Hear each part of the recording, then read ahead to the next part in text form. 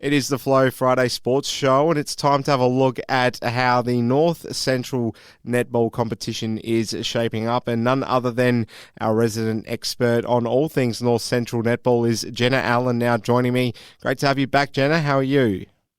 Yeah, I'm good, thanks. How are you? Not going too badly at all, Jenna, and exciting times really with being on the eve of the finals there in that competition. We'll just take a look firstly at the results from the weekend. So Wedderburn, they are just going terrifically well at the moment. Witcher-Proof Narraport in the end just not really up to it, and a comprehensive win for the Wedderburn girls on the weekend. Yeah, no, it was. It was another really good display of netball from Wedderburn. They are very slick across the board. They were missing their very valuable goalkeeper in Lara Judd, but it didn't seem to waver them too much. They still put out a very, very good performance against us.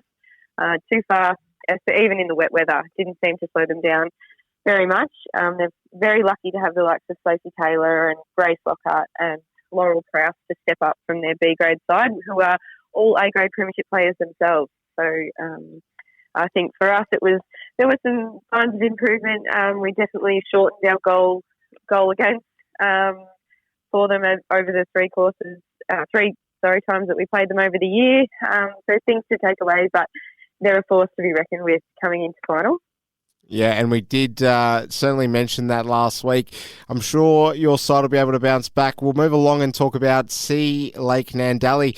I thought the Tigers would be disappointed with this result, losing at home here, Jenna. Yeah, I thought it would be a bit closer, but look, Charlton are looking to really put together some strong netball coming into finals. They have finished in second spot, which is terrific for them, but I really thought that Sea Lake were going to shake them a little bit. They're an even match across the court. They've got two very different styles of goaling, so it was going to be always a really tight tussle and would always come down to confidence in the ring to put the shot up. But Charlton have put out a really good 4 quarters, close for the first half, but in that last half, Charlton really put the foot down.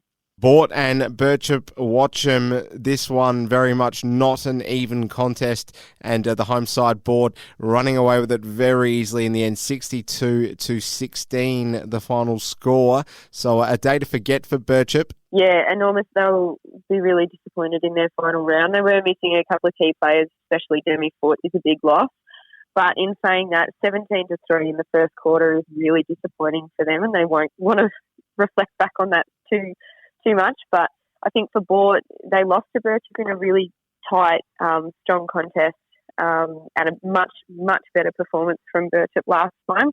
So they were keen to rectify that this time, especially last time heading into final. So, and Boort again, they're still missing one key player. So a terrific scoreline by them. They were looking to boost their percentage however possible. And yeah, they'll be in good stead coming into this weekend. Donald going to play St. Arnaud on the weekend and coming away with the chocolates in the end.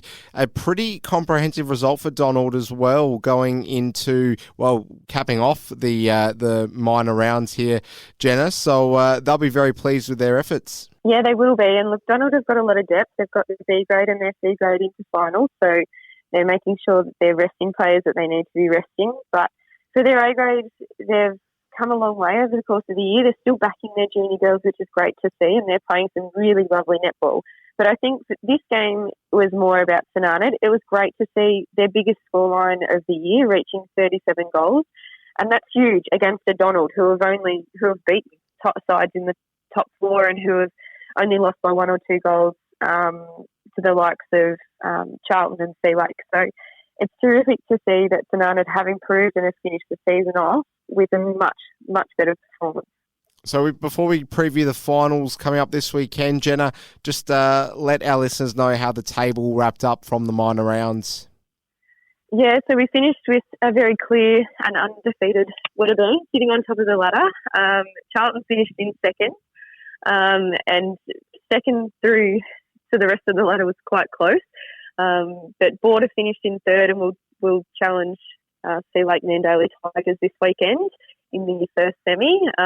Falling below that is Witchy, who have just missed out and missed a few of our opportunities. So we'll be very keen to rectify that next year. Below us, we've got Birchip Watcham.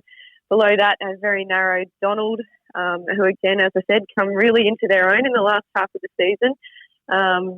And at the bottom of the table, we have St Arnaud, who are just a young team trying to make their way through COVID and injuries and pregnancies and all sorts of things. So they're a brand new team this year, and I think they should be really happy with their season. I'll just take this opportunity as well, Jenna, to ask you, what's your personal highlight from the minor rounds? Oh, highlight. Highlight for me was being part of Witchy's A grade. I think a highlight was just the middle of the season having so many close games. I need to do the maths on how many goals separated second through to sixth at one stage, because we were all up for a finals berth at one stage, and it was all coming down to just a few goals. We had Sea Lake and Witchy drew one day, and there was a number of weeks where we just didn't know what was going to happen week to week. A lot of upsets. So I think it was a really great way to play out the season after not having netball. It was really exciting. Really looked forward to every weekend. So probably not one significant highlight yet. I'm sure that'll come in finals. But I think there's some great sisters playing together in Wedderburn's side, especially. There's some mother-daughter combos getting out on court each week. There's just some really terrific things happening in North Central. It's really exciting. Excellent work. Now we're talking finals. So Jenna, the floor's yours. Tell us about the two games this weekend and who's going to win both of them. We've only got finals on Saturday, so it's the first semi. So we have Bort finishing in third, taking on Sea Lake Nandaly Tigers.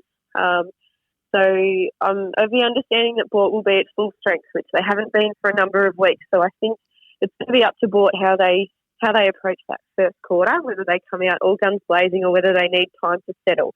If they need time to settle, I think Sea Lake is going to come out on top with experience. If they can manage to get a jump on Bort's youth and energy levels, which are extremely high, and they have a terrific running midcourt that's able to turn over ball in defence and carry it through quicker than anyone I think I've seen, maybe even match Wedderburn. I think Bort are too strong on a good day. So I think it'll be Bort this weekend, but I'm backing Sea Lake's experience in their defence particularly to really rattle the Bort goalers. It'll be a great game regardless, though. Excellent.